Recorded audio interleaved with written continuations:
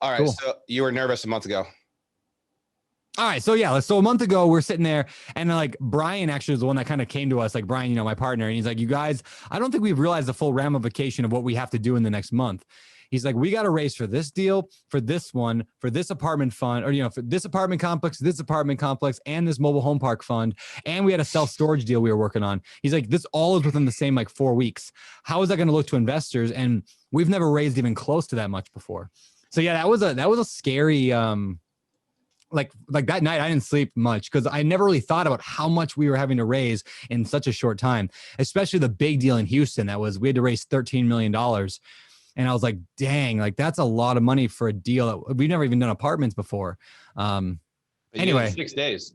We did it. We were supposed to raise 13. We raised 22 in 6 days.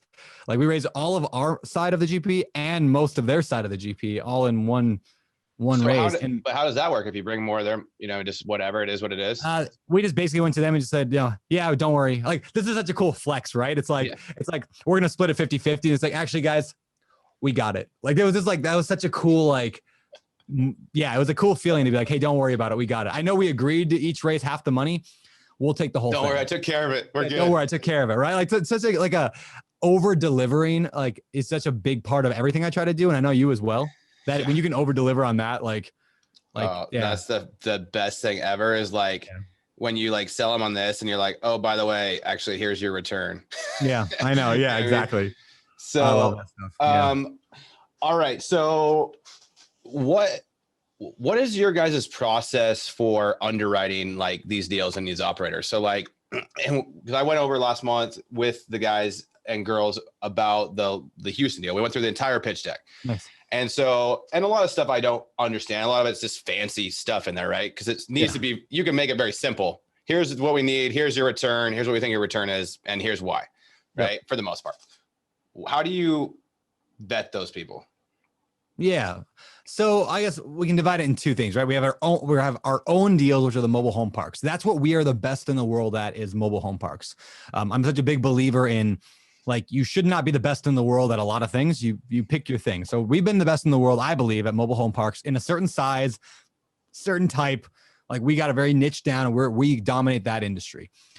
So those ones, I mean, it's very much like what I teach new investors, like the lapse funnel, right? You have to get leads and you have to get them continually. You have to analyze those to find out what number you can pay. You got to run the numbers and figure it out. Then you got to go after it and make offers. And then you get them accepted once in a while, right?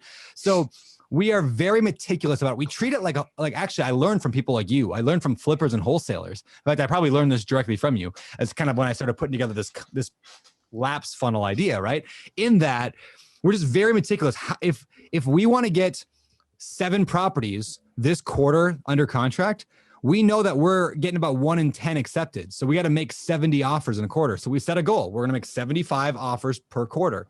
And so we made, I think, 80 offers. We got seven deals under contract from that. Nice. And so, yeah, it's very meticulous, but very mathematical and not emotional at all. Right. If the numbers are good. And then we find some ways to increase the chance of our offer getting accepted. Like there's things you can do, like we offer all cash all the time because we have a fund, so we can do that, right? We raise a lot of money in a fund and then we go pay cash and then we refinance it right away. Yeah. We're basically burying mobile home parks. So anyway, we have, and we're very quick. I mean, like we're very quick on our turnaround because we got, 3 underwriters, maybe 4 underwriters now. It depends on, a couple part-timers, a couple full-time, they just underwrite.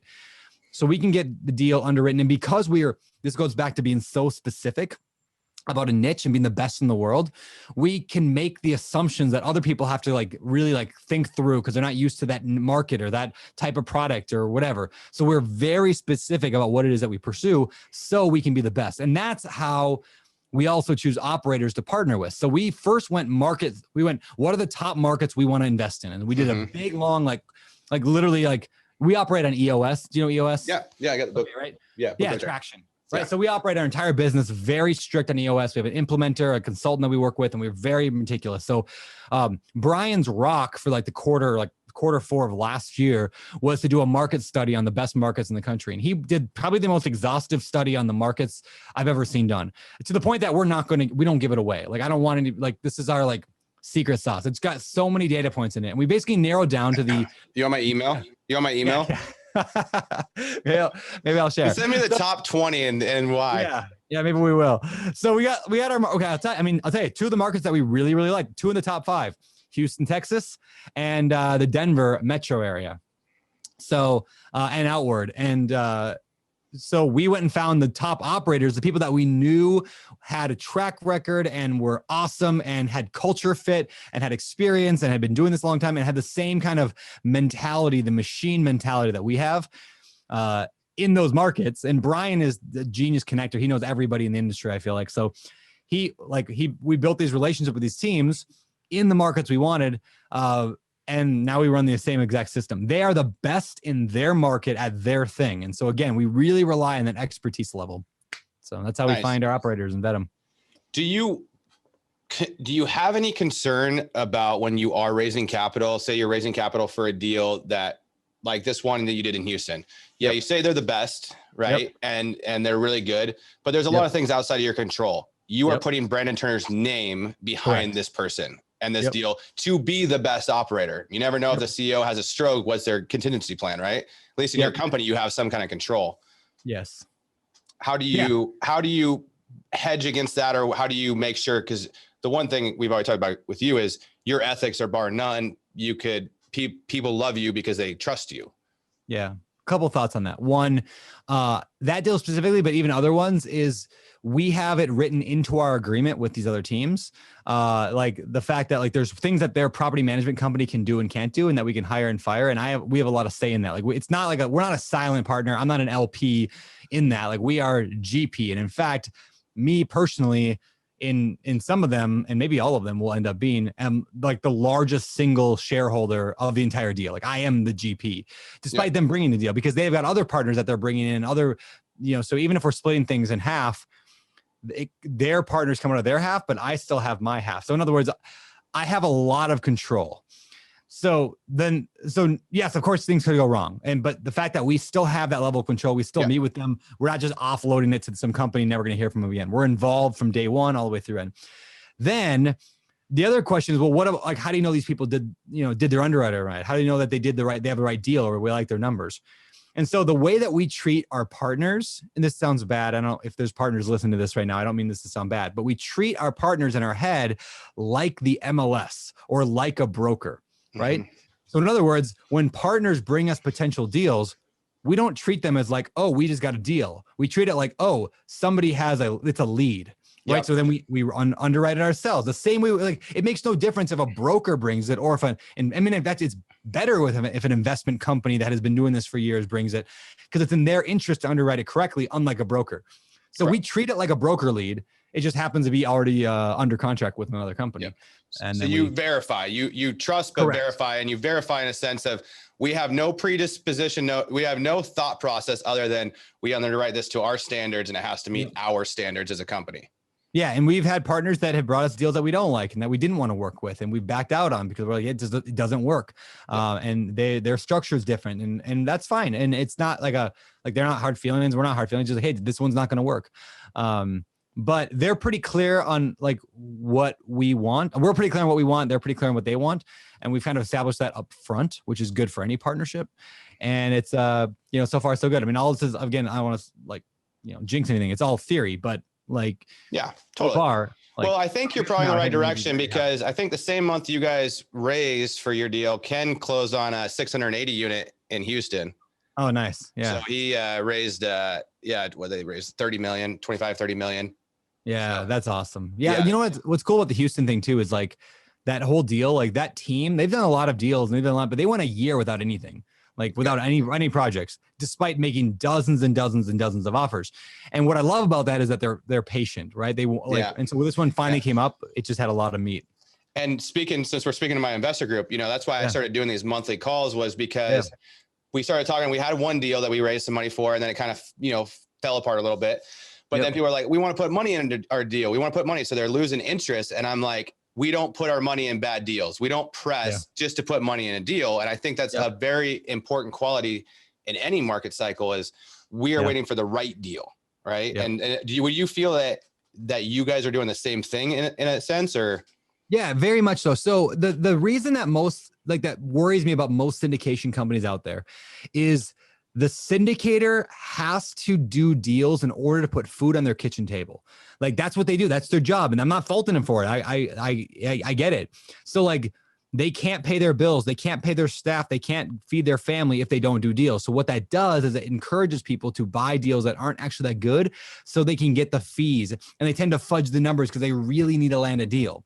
Well, they have optimistic. They're not lying. It's just optimistic. Yeah, exactly. They're optimistic, and because they need it to happen. It's just a psychology thing. It happens all the time when you, and so again, I'm not saying they're unethical or anything. They're more optimistic because they need it to work or they go bankrupt, right? Yeah. So the nice thing that we kind of operate on is like, I never want my salaries in my company. We have 5, 6, 7 full-time people on my side, and then the management side, we have a lot more. But I want to make sure that no matter what, my personal, like my take-home pay that I get from book sales can cover everyone's salary. I never want to go above that of what I can pay because I want to know that I can go a year or 2 years if I had to without a deal. Because now that my whole team knows this, we do not need a deal. Now we get them and we're very aggressive and we want them. Yeah. But yeah, it's this. I worry about the teams the people that have to do a deal in order to put food on their table. Yep. And it was a very good quality I learned from my partner Corey in Vancouver. And he always, I always be pushing, and he says, Elliot, we don't press. We never press. There's another deal down the road that will probably be way better. He said, we don't press. And so it was like, save your money because I'm not pressing. If you need to do deals to eat, I'm not your guy. Go find something. Yeah, we don't press. And I've learned to live by that. So I like that I do know you're like that. So you're actually going boots on the ground on some of these bigger deals though, right? You're going out yourself physically and actually looking at them and getting your eyes on them. And maybe not from like you're deep diving into the numbers as much as the analysts are, but you're looking and getting a gut feeling, using your knowledge, listening to experts as a CEO kind of level. Could you talk a little bit about that? Sure. Yeah. I'm not going to go raise money for a deal like at a high level like I'm doing without having seen the property. So I want to see the property. And honestly, it's not even at the property, right? It's not like the property is, I can get the numbers on paper. I want to see it obviously so I can feel good about it. I'm not vetting the property as much as I'm vetting the teams, right? I'm vetting like the way that they operate and how our teams work together. That's what I really want to see. I want to see, do we have a culture fit? And so when the 2 deals that we have right now under contract that we're closing, one we raised for last month or a couple weeks ago, and the other one we started a race today for it. But like both these, I went out in person to go meet the team, and then now I can say, oh yeah, I like this about, like, for example, the deal we're buying right now in Colorado. You walk, it used to be a motel, like a Super 8 or one of those kind of motels. Yeah. And they converted it, and it's up right near Vail, like it's like right outside Vail, so it's a ski area.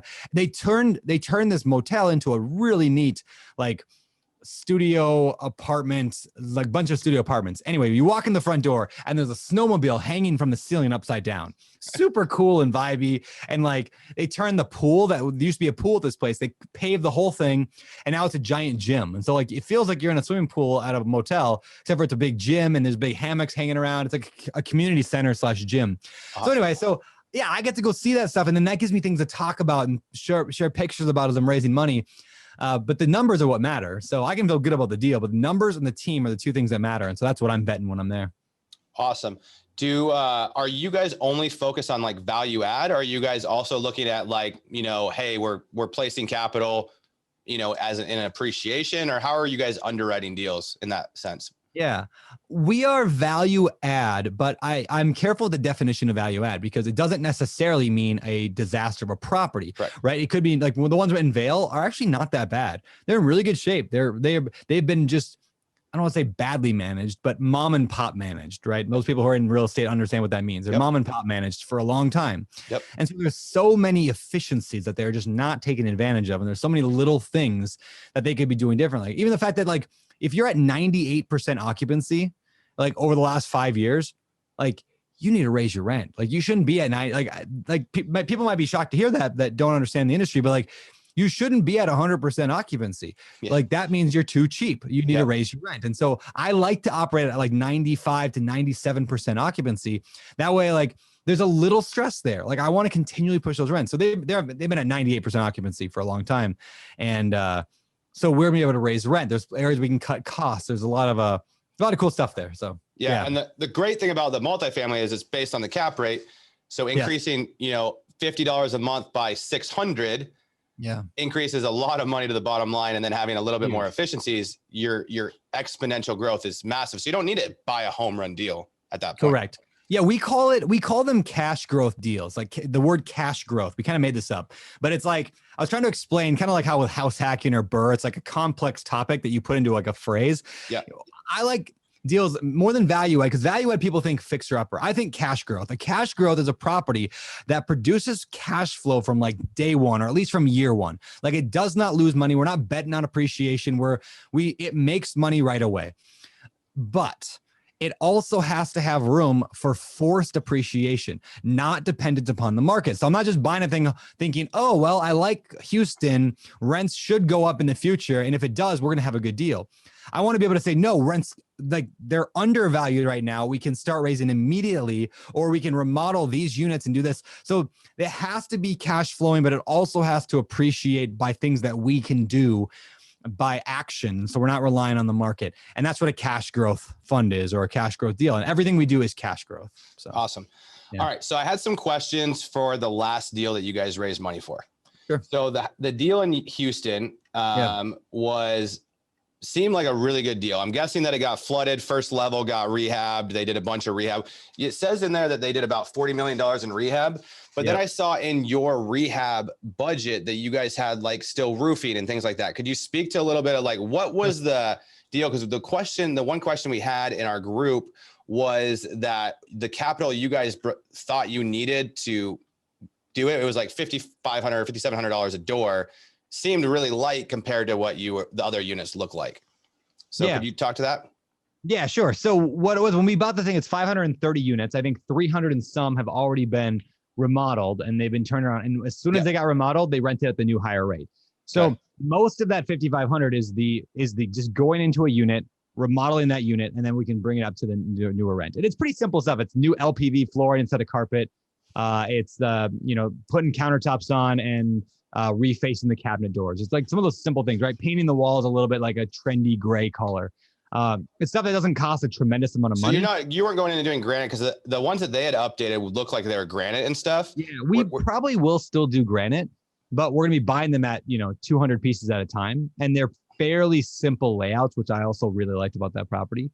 Okay. So the idea being, like, when they bid out what they can do a unit for, it's basically about that amount of money, and that includes there's not a lot of roofs that need to be done, but there are a few of them, and that's why it's like roofs. There's I think $100,000 in there for landscaping. It's already nice, but like literally somebody you had $1 million for unit upgrades, 800 for roof, windows and paint 350, parking lot 200, contingency 100 for sign and landscaping, additional amenities. So about 2.6 total at 5,000 a unit. Yeah, that's about what it worked out to. So we think we're going to be right about there. The danger in the game we're playing right now is what if building materials jack up again and double in price? Then we're going to have a problem, obviously. But there's so much meat on the bone in that deal that just makes me like, okay, well, if that happens, rents will just keep going up too, more than we predicted. And so we try to be pretty conservative on rents, as everyone says they are, but I like to think we actually are. So yeah, I think if inflation does drive up costs, it'll also drive up rent, which should kind of balance itself out. So you felt like that was a good number, not an overly optimistic number. Yeah, I don't think so. I mean, it's based on actually numbers that they got, like bids from properties and what they've remodeled the other ones for, what they've paid there. So my best understanding from them is that that's a legit number that they think they can hit. So, gotcha. Yeah. Okay. So what do you like differently between apartment deals and multifamily? What do you like? What are different, and what are the similarities? And like, say I am a doctor or a lawyer and I'm looking to put cash into a fund, right? Yeah. You're a high income earner. That's a lot of these guys. And you have a couple $100,000. You don't want all the money back right away. So you don't want to do short term or pay capital gains. Yep. Like, what is the difference between like this fund or that fund or this fund or that fund? Like, can you speak to that and different asset classes? Yeah. So, I mean, like the mobile home park stuff, there's some reasons why I like mobile home parks from a macro kind of economic reason, right? Like, I mean, over time, I don't see the low income housing problem getting any better in America. It just seems to be getting worse and worse. And most of the building that's being done today is at the high end of the market. So when I think of investing in anything, whether it's a business, whether it's real estate, I think not 2 years down the road, I think 30 years down the road, right? And I try to think, what problems are we going to see as an economy in 30 years from now? And that problem of low income housing is a continual problem. Now, we can't predict where it's going, But the general trend is there is a problem in America where there's not enough housing for people who don't have a lot of money. So I like mobile home parks for that reason. There's other reasons, like the fact that they're demolishing them every year, like 1% get plowed under every year. So there's a decrease in supply. And that also gives us the ability to buy homes from those ones that are getting plowed under, and we can fill in our parks, which dramatically increase the value of them. That's actually a crazy cool thing about mobile home parks. If you think about these numbers real quick. So if you bring in one mobile home into one of our parks, average lot rent, let's just do very simple, like $300 a month for lot rent. That's $3,600 every year in additional income that we get from one house that's now put into our property. So $3,600 a year with no real additional expenses. I mean, think about it. They pay their own water, right? They pay a proration of their taxes even. There's almost no additional, but let's just say we take that down to $3,000 a year of extra revenue coming in, a profit coming in. So take that $3,000 at a 10 cap, let's just say, and you're at 30 grand. At a 5 cap, which is more realistic of where we're buying and selling at, you're at $60,000 of value you add for bringing in one home. So what's it cost to bring in a home? Well, if I were to go buy a brand new home, it's costing about 60 grand. That's that's break even. It's not a bad idea, but it's kind of break even. If we instead go find a home that needs to be remodeled, we move it onto the property, we fix it up ourselves, and then we sell it to a tenant on seller financing, it costs us about $25,000. So again, that sounds pretty good, right? $25,000 comes in, 60 grand in value is added. But if we did that, we'd use all of our cash, it would be gone, right? Because we're getting that money back on payments over the long haul, and the value of the company goes up over time, or the business, the mobile home park, but not us personally getting that money back. Yeah. So that brings in the third arm, which we kind of invented. I don't know anybody else doing this, but we have something called the Mobile Home Impact Program. And the basic idea behind the Mobile Home Impact Program is we bring investors who just want like fixed returns. So we have like 3 or 4 investors now in our company who lend us large chunks of money, like 500 grand or $1 million. We take that money and we then buy the homes, fix them up, put them on our property, and then we sell them on seller financing for, let's say, 8%. Okay. We then pay our investors that we got the money from, like this mobile home impact investors, we pay them 10% flat. They just get 10% on their money for giving it to us. Okay. So now we are losing a little bit technically, right? Because we sold it to the tenant at 8% and we're paying at 10%. But who cares? Like, we're losing a few $100s over the course of a few years, when in reality, we just added $60,000 of value to our park for every single one of those homes we bring in for no money out of our pocket. So we put no money out. Now you tell me an apartment deal that allows you to spend $0 to fix up a unit, like, and then you get then it increases the value. Like, it doesn't happen. In mobile home parks, it does. The other thing we do is we pay this is super, like, I don't know. Some other parks might not like us for this reason, but we will pay the tenants in other parks who don't like their management. We will pay them to move to our place. We'll pay them moving costs. We will pay the setup fees. We'll pay everything and give them 6 months in free rent to move their home into our lot. And so that costs us personally out of pocket about $5 grand to move a unit, maybe up to $5 grand more. We might lose between $5,000 and $10,000. But again, you added $60,000 of value we just added. At a 5 cap, at a 4 cap, it's even better. At a 3 cap, it's absurd. Are you selling? What are mobile homes trading for? I would say in a 4 to 6, depending on the quality. Okay. But for the nicer ones, like, we're seeing, like, there's 4s and 5s. And so it's a unique. Anyway, there's some unique advantages to mobile home parks.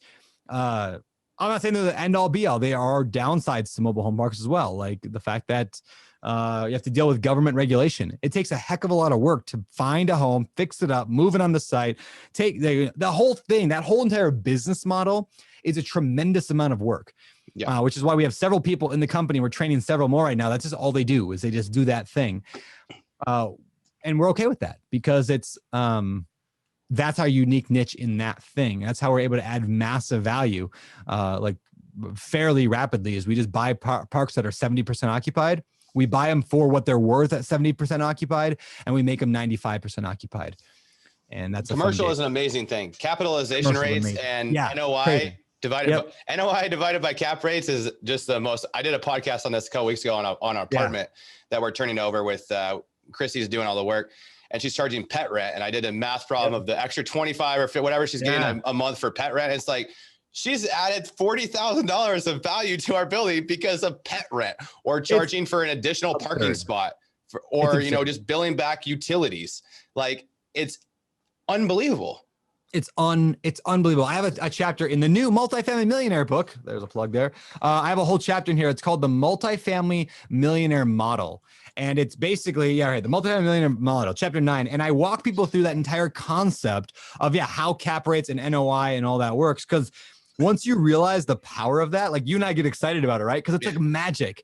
It's like you added a mobile home for $5,000 and you make $60,000 5 years from now. And so and that math is scalable. And if you can do it for $0, which is even better with mobile home parks, and I would say $0 is $0 plus the labor of people handling it.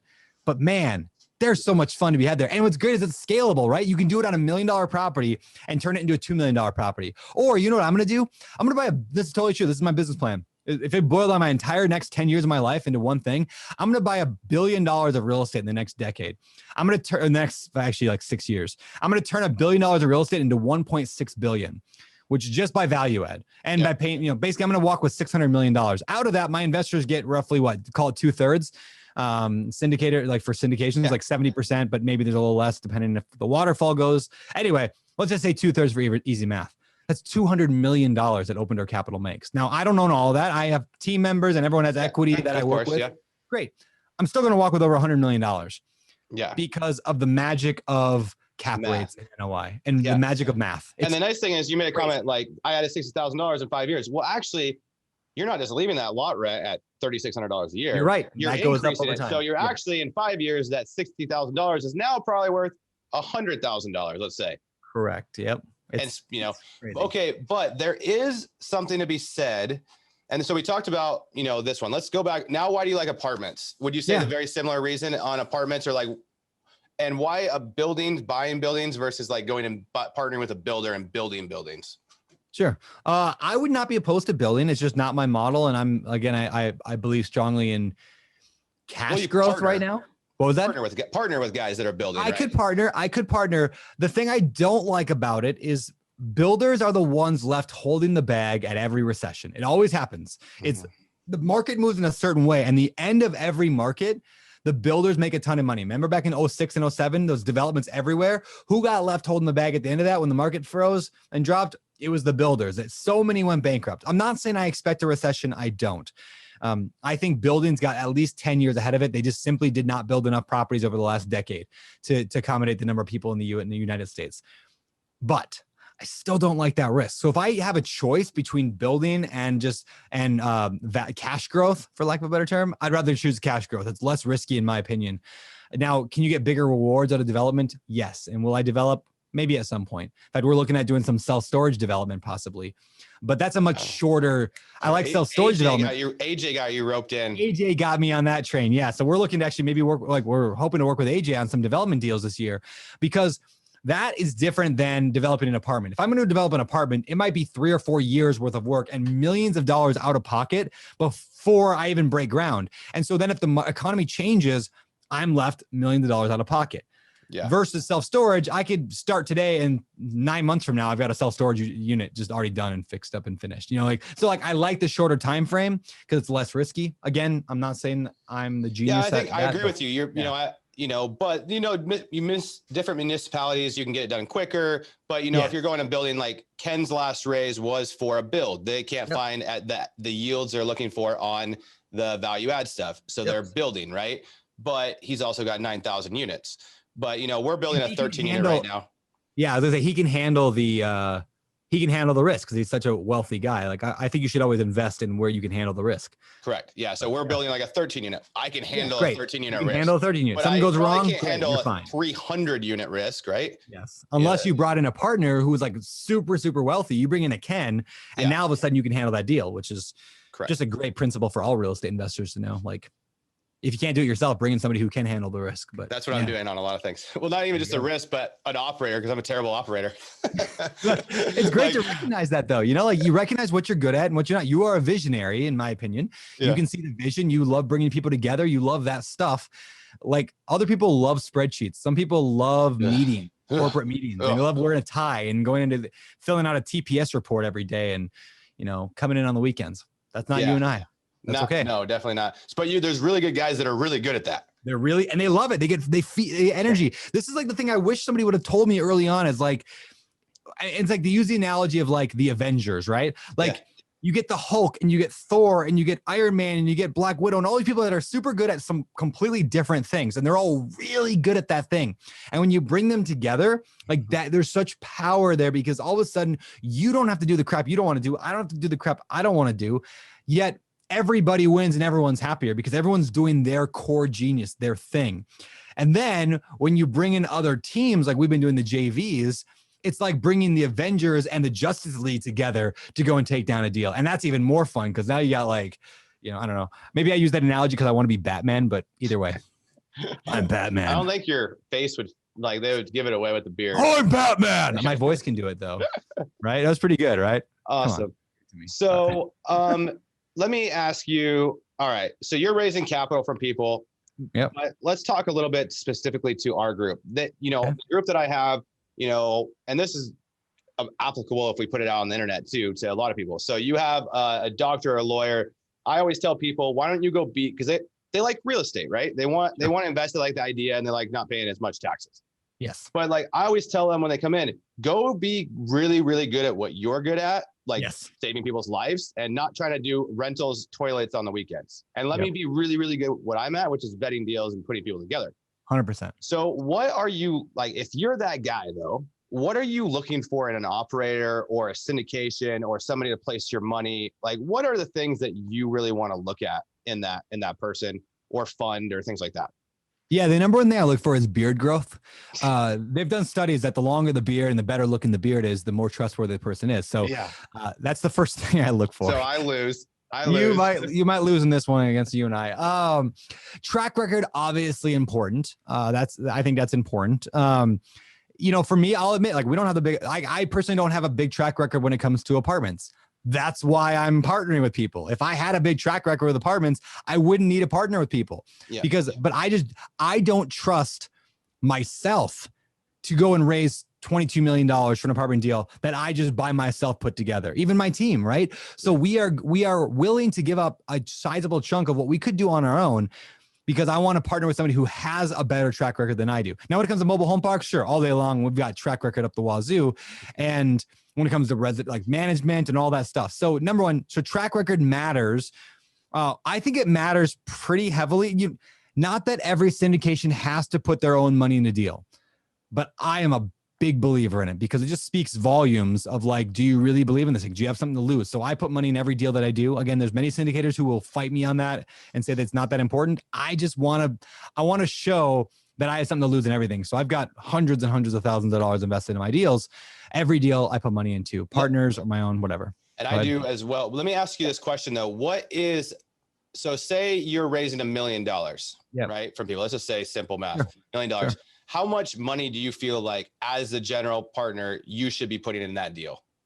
Yeah. So I don't think it's like if there was $100 million deal or $1 million deal, I don't think it's a percentage based. I think it's a number based. In other words, like if I'm not putting in the minimum of what I ask my investors to put in, that's a problem. So I put in at least the minimum, if not more. So 100 grand, 50 grand, 75 grand, whatever that is, minimum, right? Yeah. So I think if I'm not willing to do what I'm asking them to do, like that just seems silly to me. But it's not like I need to go put in $10 million to ensure my, like on $100 million raise to ensure that I'm going to make this deal go good. Like I don't want to lose 100 grand either.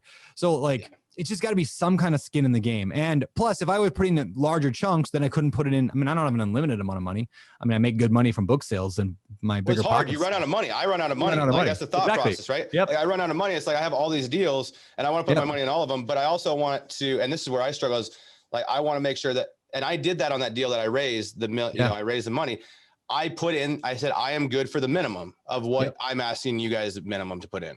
Yep. And I will come along with you on this side and I'll be on the other side. Because and I think that's a great way to look at it is if I'm not willing to put the minimum, which is a new car, still a really nice new car, then why would you do it? Yeah. And I would even say like for somebody like who maybe doesn't have that much, if there are people watching this that want to syndicate, if you don't have enough to put into every deal, like what can you put in? In other words, how can you let your investors know like you're risking something? And if that means, hey, like I've got 30 grand in savings right now, I'm going to put in 25 grand in this deal. Granted, if you only got 5 grand, you probably shouldn't be alone syndicating a deal. But the point is, you should like, it's got to hurt. It's got to be something that you're not looking forward to losing. And if it's not you, fine, bring in a partner in the syndication. It doesn't mean you have to put the money in personally. If your partner's bringing in the GP, though, is the important thing, I think. And for money raisers like you and I think we should be putting money in. In fact, I have a program in my company where anybody in open door capital, and this may change in the future as we grow, because all of a sudden now we're growing pretty fast.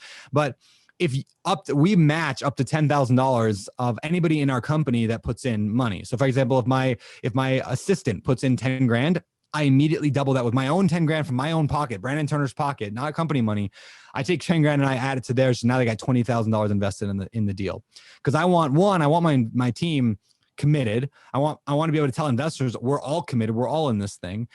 And I want them like to feel like they've got some skin in the game to stay around because they want to see their money grow into the next level. So yeah, we do that. Now in the future, I mean, how long can I do that for? I don't know, but I think it's a cool program. If you sell a bunch of coffee, you might, I don't know. We'll see. If I sell some Beardy Brew coffee, which you can buy today at beardybrew.com. Actually, you can't. But you'd have more if you'd sell some skip tracing. I would probably sell more skip tracing. We need to talk, man. We need to talk. We get you bigger pocket skip tracing. Just change your name and we're good. I talked to Jay for about an hour last week and he told me about all the things going on. So we can talk more in Steamboat. Bigger Pockets is interested in acquiring businesses right now. Maybe yours is one to acquire. Yeah. So I think we covered a lot of these things. One question I have, this is a good final question to end it on. So you went and raised capital for a deal. So you just raised $22 million for a deal. You get something that comes from your partnership team the team you partner with, right? Something goes wrong in your mind and it's like a non-negotiable and you are unsure. It gives you an uneasy feeling. Do you pull out of the deal? Depending on level, if it's an egregious level where it's like, okay, this could be swept under the rug, but I have concerns down the road. Do you pull out of that deal and say, you know what, we decided that this is not going to be the right thing for us? Yeah, for sure. I mean, I don't care about doing a deal. Right? Like one deal is irrelevant to a person who wants to become a billionaire, right? Like I have such grand ambitions that like the only thing that will destroy man, and I don't want to be a billionaire, but I want to build some pretty serious big company here. And the only thing that's going to derail me from that is ruining my reputation. It's kind of like new investors, right? You get a new investor who's like, oh, I don't want to partner on my first deal. I don't want to give away 50% of the profits. I'm like, what are you talking about? The first deal is irrelevant. Like like any deal is irrelevant. Nobody gets rich from a deal. You get rich from a portfolio. Yep. You get rich from having lots of properties. And over time, lots of properties go up together when the tide rises and you get very, very wealthy. So irrelevant if it's one small deal. Even a $50 million deal, who cares? It's a blip on the radar of what's going to be a sizable and long career. So yeah, I would say, if it's something super weird or bad, for sure pull out. But I also think like most things are fixable. You know what I mean? Like even if it was a point like we were like, hey, we're pulling out of this deal because we found out that blah, blah, blah. Great. How about instead we take the deal from you, we kick you guys out. And if there was anything ever came up with a partner, there's ways to navigate that before you just pull out. And we have a lot of negotiation power, I guess, because we're bringing all the money. And so, makes sense.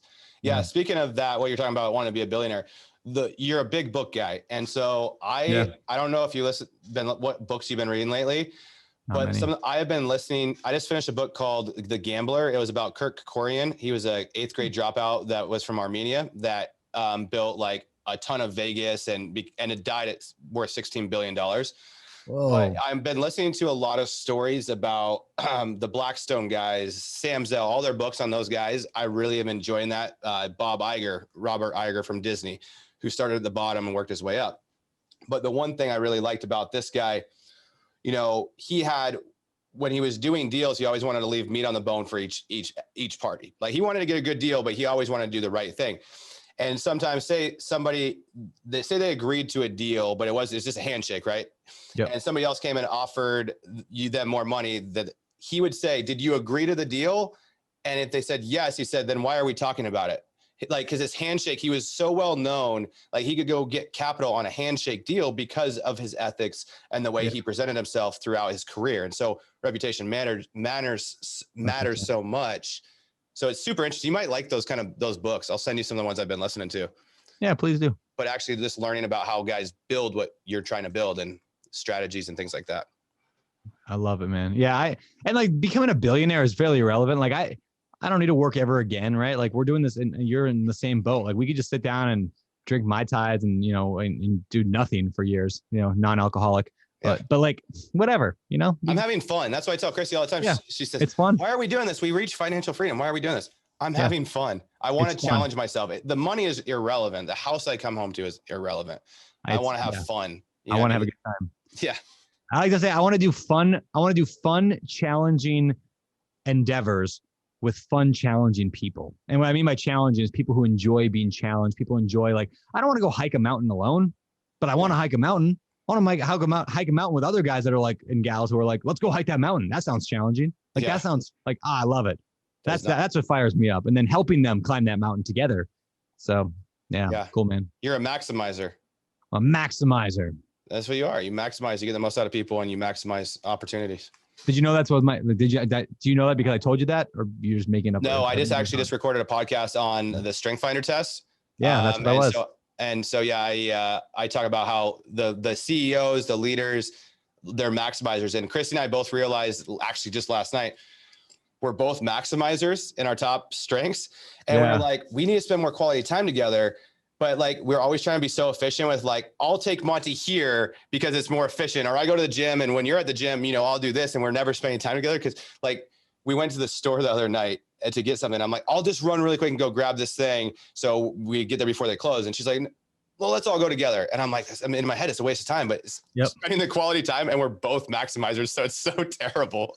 My wife and I are the exact same way. Yeah. That's the danger of a maximizer, is they tend to try to, like, Heather will tell me things like, sometimes we'll be having a discussion and she's like, Brandon, quit. What did she say? Quit trying to outsource my life, or quit trying to outsource our parenting. And I'm like, oh yeah, you're right. Like, calm down a little bit. And anyway, enjoy. Chrissy's got to book like long road trips because that's the only time we have like deep rooted conversations, because we're forced to talk to each other, but because we're so busy throughout our days doing what we're really good at. She's really good at managing properties and running the company. I'm really good at that, so. When I was 5 or 6 or 7, I don't know, real young, like my parents' punishment for me when I was a kid and doing bad things was I had to write sentences. They were like, I will not pull my sister's hair. And I had to write like 100 or 500 sentences. That was like the main punishment they made me do. And so I remember one time they sent me to my room to go write, I will not pull my sister's hair. I think that's what I did. And I come back out like 5 minutes later and I've got like my 100 sentences. And they're like, what? Like, how did he do that so fast? And then they see that I had found a whole box of like pencils, and I taped them all together in a big giant row. And so I had like 20 pencils, and then I wrote at 20 at a time, I will not pull my sister's hair. So I only had to write it 5 times to get 100. I walked back out again. And it's such a perfect picture of what a maximizer does. It's like in every way of life, they're like, how do I get this done faster, more efficiently, and with less hassle, and make other people do the work for me? And fun. Yeah, I was doing trusses with Greg Lynch this last weekend, and like he comes back from Home Depot with a truck full of lumber. We have to paint it all black, and there's like 70 things of them. And he comes back with these little rollers that are this big, right? That fit the thing. I literally say, no, I'm going back to Home Depot and buy the 18-inch roller and the 18-inch can, like the biggest roller possible, so I can just roll them all like really quick. But I'm like, I am not doing this with this little roller. That is so a maximizer personality. That's funny. So, all right, man. Well, I really appreciate it. Where can my company, like, I know you send out stuff sometimes early, not my company, but the guys that I'm working with, can they go find out about your deals, sign up for obviously for your text thing, but if they want to go in those deals, and where's that at? Yeah, I mean, probably the best place is odcfund.com, underwriting.com. We put the fun in fund. But or yeah, I have a text list, like a text message newsletter. It's just beardybrandon.com, and then you get a message every week from me saying like what book I'm reading and what I'm into and what lessons I've learned in the past week and random Amazon purchases that I think are super cool, stuff like that. Yeah. Awesome. Cool, man. Well, thank you so much for doing this. I know you got to go to your thing. So we'll talk about multifamily. It's gonna be fun. Yeah. I will see you. Your book's fantastic, by the way. I'm reading both of them. I have the second one. I started with the second one because I feel like I'm advanced. But I will see you here in a couple weeks. So yeah, we're going to hang out. We're going to have some good times. Yep. I will send you all the information for that. So. All right. Thank you, sir. Kisses. Hugs. See you. Bye.